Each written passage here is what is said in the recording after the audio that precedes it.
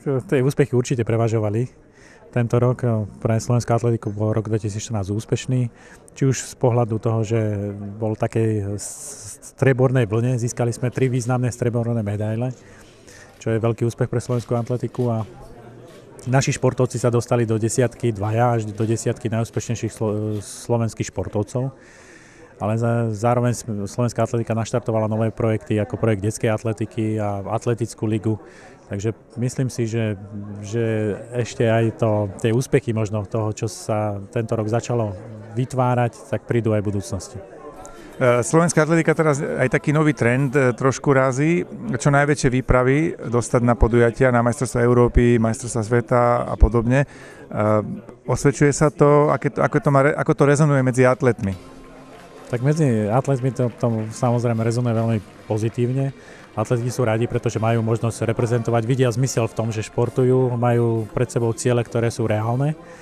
A zatiaľ sa to osvedčilo. Najväčšia výprava v histórii, ktorá bola na majstrovstvách Európy, bola úspešná. Všetci si pochváľovali, že bola dobrá atmosféra, že sa navzájom povzbudzovali.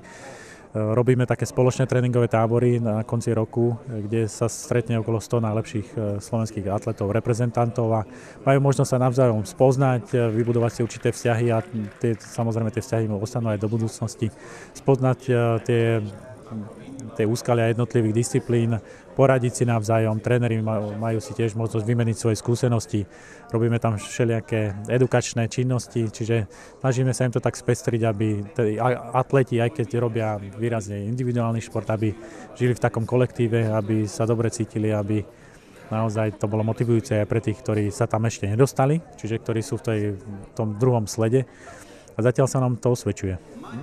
Čo hovoríte na to, ako dopadla anketa? Vyhral Chodec, vyhral Švagor a už sa tu hovorilo tak samozrejme žartom, že chodecká mafia vládne atletike. Bolo to žartom povedané. Je to akože určite veľká radosť? Tak je to veľká radosť. Tak aj ten úspech Maťa, tá medaila po mnohých rokoch práve aj v tejto disciplíne je veľkým zadosťučinením všetkých, ktorí sa v tom športe pohybujú a v tej disciplíne zvlášť. Samozrejme, teší ma to, že sa naozaj bolo to napäté do poslednej chvíle, lebo nevedeli sme mnohí, že kto zvíťazí, pretože sme tam mali 2 strieborných medailistov majstrovstiev Európy. Čiže malo to naozaj taký svoj náboj. Takisto aj v tej mládežníckej kategórii, aj keď s veľkou dominanciou vyhrala Michála Pešková, ktorá získala striebornú medailu na olympijských hrách mládeže. Čiže tie výsledky sú naozaj také, že s ktorými sa môžeme pochváliť. No a ešte sa dotknem tej detskej atletiky. Začína sa ten projekt vlastne iba otvárať, už je trošku rozbehnutý, ale ešte stále iba na začiatku. Čo by to malo priniesť? Čo je hlavný cieľ Atletického zväzu?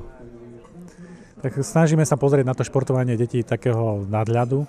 Nepozerať sa iba na to, že nás zaujíma reprezentácia. Chceli by sme naozaj podchytiť k športovaniu už malé deti od tých 6 rokov do tých 10-12 rokov, kde ešte mnohé zväzy sa o tie deti vôbec nezaujímajú, pretože v tomto veku práve sa získavajú tie pohybové návyky, vzťah k športu, bojuje sa proti všetkým tým neduhom spoločnosti ako obezite.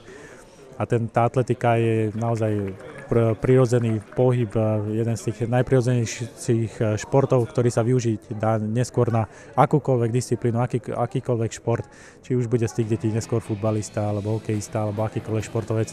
To nie je také podstatné pre nás. Pre nás je dôležité, aby sme podnietili deti športovania, aby sme ich naučili správnemu pohybu a také tie základné veci.